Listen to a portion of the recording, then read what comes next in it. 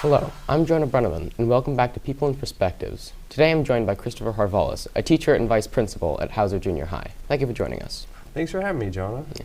I'd just like to start off right off the bat with, what was your inspiration to become a teacher? It's a great question.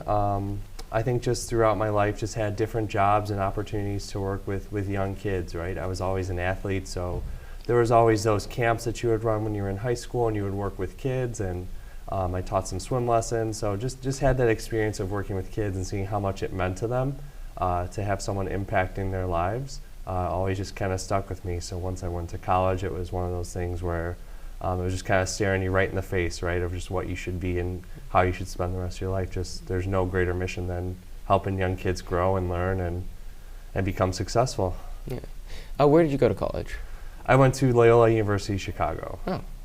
So what were like the first steps that you took to become a teacher? Like you went to college initially and you had your master's degree in that, and then did you go to another school after that to get your degree as a teacher? Yeah, so when I first went to college, I was a business major for my first year, and kind of like I was saying, with just the work that I was doing with kids at the time and everything else, it was just not a good fit for me. Just kind of realized that wasn't how I wanted to spend my life, crunching numbers, going paycheck to paycheck.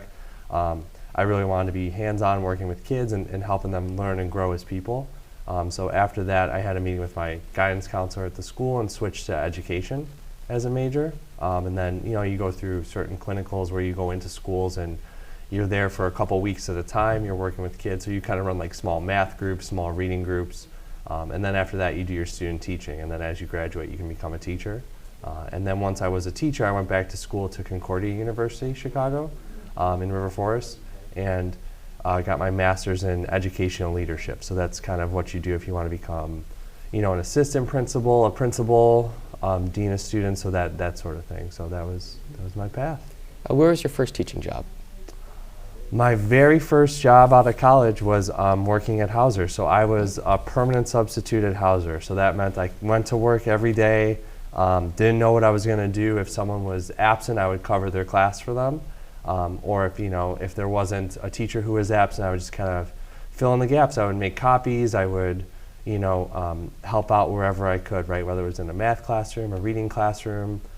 If someone was having struggles in PE, I would go to PE for the day to help out. So just wherever I could help out. So that was my first job. Yeah. From my memory, you still did that when I was at school. You'd fill in for some teachers at times. Like for PE, I know you did that a couple times.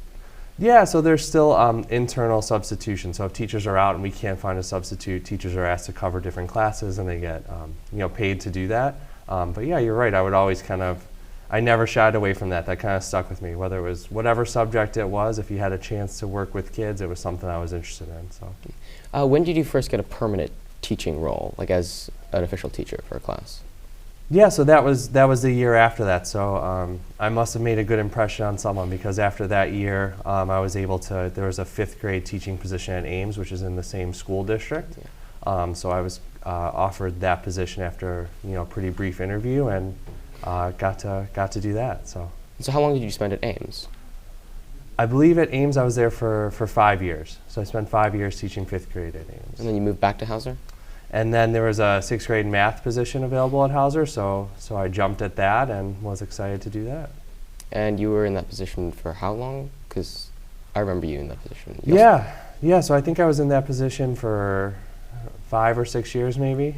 Yeah. You also were a science teacher as well. Yeah, and then kind of one of those things. So to be a teacher, you get they call them endorsements.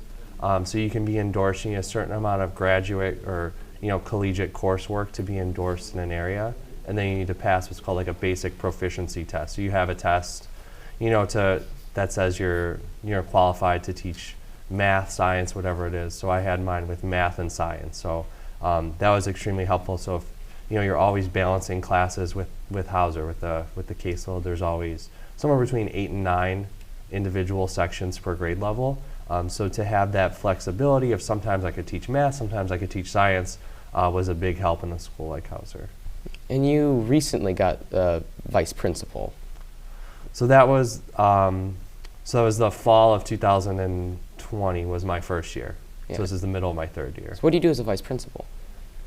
So as a vice principal, I think at different schools that job description looks different depending on what school you're at. But for Hauser, what I do is I supervise the teachers, kind of make sure that they're, following their lesson plans, and just give them advice on how to manage their classroom, teach to the certain state standards that they're supposed to be teaching to. And then I work a lot with students on, just individual behavior choices, right? So if a student's having a tough time in a particular class, or teachers are having a particular time connecting with a student, it's my job to sort of help that student make connections, with their teacher to the school, and vice versa, to help the teachers connect with that student and that family. Yeah. Do you miss your old position as a math and science teacher? Some days, right? It definitely was a little less stressful to only be, in charge of, 25 to 30 students at a time, as opposed to, the close to 550 students that we have at Hauser, and, 50 staff members that I'm working with at a time. But again, that responsibility and that stress level also has a bigger impact. So that's kind of why I chose to do what I'm doing, is just seeing that greater impact on a whole school, as opposed to just a single classroom, is a really cool thing to look back on and be proud of at the end of the day. Yeah. And I think that's all we have time for today.